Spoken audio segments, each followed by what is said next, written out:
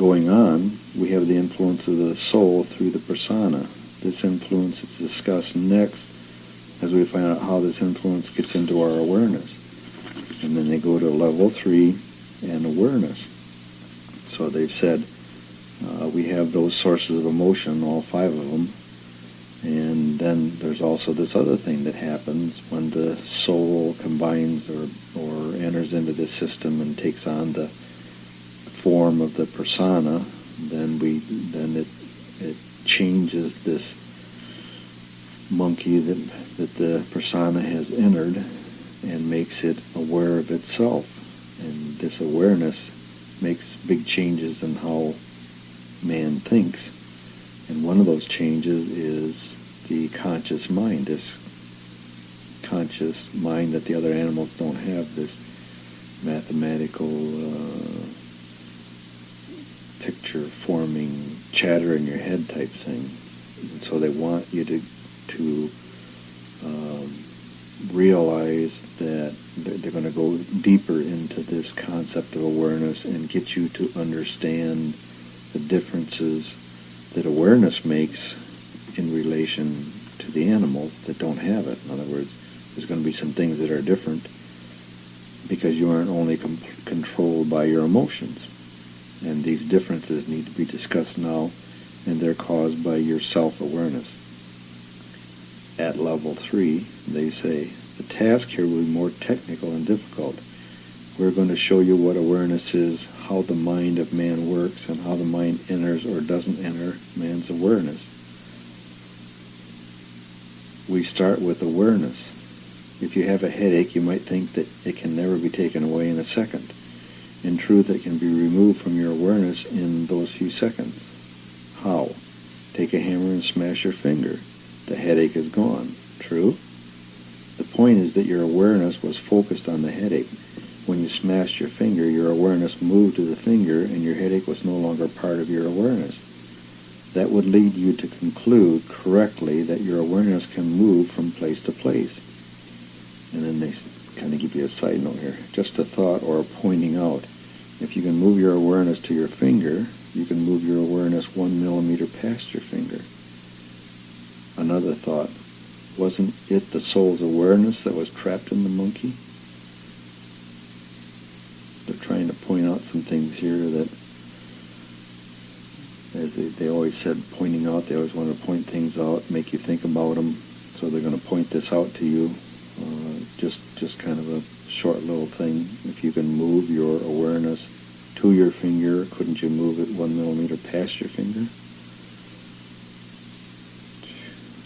That could give you all kinds of thoughts, I guess. Could you move it 1 millimeter past your finger? Is that what they're talking about when they talk about the awareness moving out of the body and you're having these out-of-body experiences? Is that what that is? The awareness? Another thought they had said that you need to think about is, wasn't the soul's awareness that thing that was trapped in the monkey? Now, in both cases, they're pointing out that the awareness moves. The awareness isn't you. The awareness isn't the monkey. The awareness is something separate. So then they go on and say, now that we know that the awareness can move from place to place, you can see that man at this time has been taught to center his awareness in his conscious mind. And they give you this short note. Actually, man hasn't even been taught that his awareness could be moved. You might wonder why not, but that's for Book 5.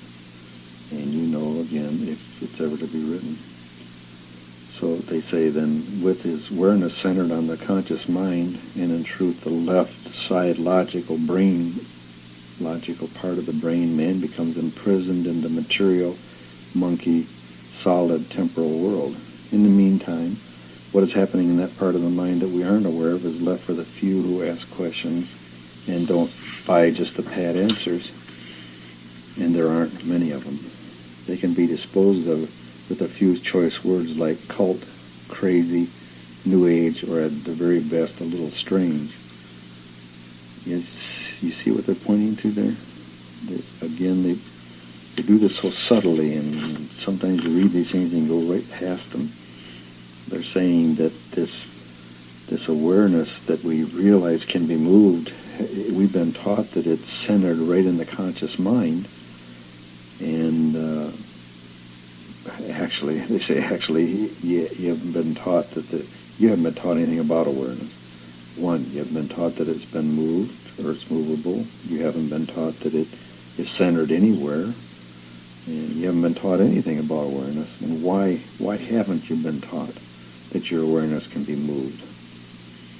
They say more information to be left for Book 5. You don't get a choice. You have to wait. I have to wait, although I kind of have a pretty good idea. He also says they also say with this awareness centered in the conscious mind, or actually not even just in the conscious mind, but in the left side logical part, not the emotional part of the mind, is also available, but that solid, material, temporal world that we're all taught to live in, then those who don't buy that, don't buy the pat answers, don't buy the fact that everything has to be in the material, logical, that they get over on the creative side of their own mind and they say, wait a minute, there's things going on here. If they can't dispose of them any other way, they call them cult leaders or people of cults or crazy or new age or at the very best a little strange. So they're pointing to a situation here that you need to think about a little bit, and that is that awareness moves, and that for some reason you've been taught that awareness is stuck right here in the conscious, I would say right side of the brain. Actually, it's the right-handed, it's the left side of the brain. It's the right-handed side, but the left side of the brain, which is the mathematical, conscious, material, so on and so forth, rather than the creative, that all of life exists and all of awareness exists there. Why do you suppose it would be that you were taught that? And of course they say right away that's for Book 5. So moving on. The next thing to examine is the mind of man. Notice that we do not say the brain of man.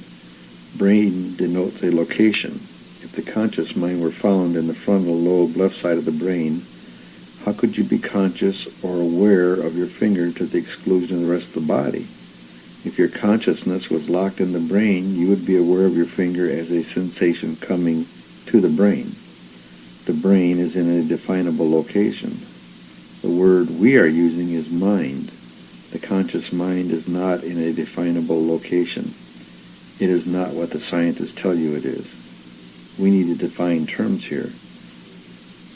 Mind is the sum total of your thinking processes. Science has bound the mind to three parts, those being the conscious mind, the subconscious mind, and the superconscious mind. They are, in truth, all one mind. Where is the mind? It has no location. Parts of it have expression through certain parts of the body, which is why it seems to have a location. The part of the mind which is most used today has its expression through the left side frontal lobe logical part of the brain. Lesser used is the right side frontal lobe intuitive part of the brain. That is what we will from this point on call the conscious mind, or almost conscious mind. And here what they're trying to get across to you is that they're going to use the term mind in a much broader scope. Total mind versus conscious mind. And the conscious mind they're going to use for their definition is that which is what we commonly use today, which is the logical left side frontal lobe part of the brain, and to a lesser extent the right side, which is the more intuitive side of the brain. And so they're going to call that the conscious mind, those two parts that your awareness receives expression from, or if you were looking at it, you would say that I do my thinking there, I do my understanding there, what comes to me comes there. And they're trying to point out to you that is a location where this part of this awareness manifests itself, and that part that manifests itself is the conscious mind, the part that you're aware of. there's more to the mind than that, and they're trying to get that point across.